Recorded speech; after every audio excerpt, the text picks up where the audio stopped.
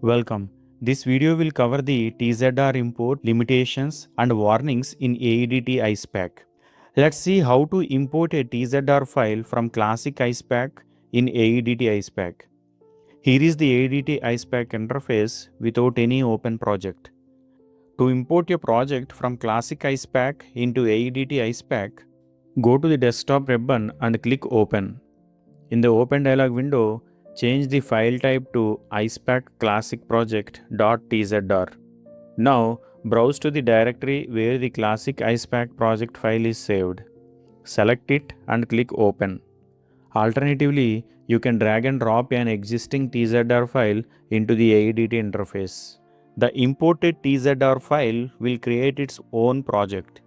This process will import the project from Classic Icepak into AEDT Icepak. Information including object priorities, material properties, mesh settings, parametric trials, point and surface monitors, solver settings, post-processing objects, and summary reports are converted in addition to Icepak Classic objects.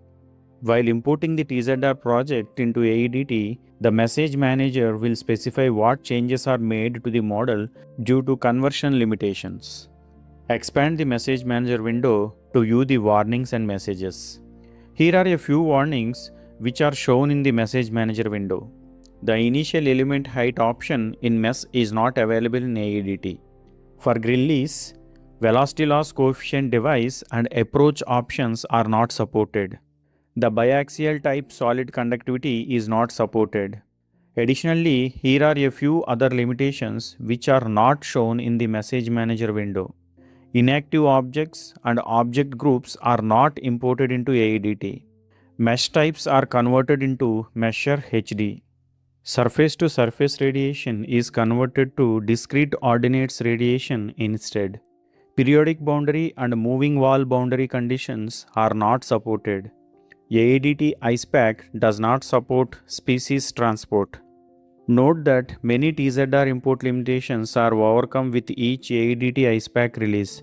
Therefore, it is highly recommended to work in the latest AEDT Icepak version.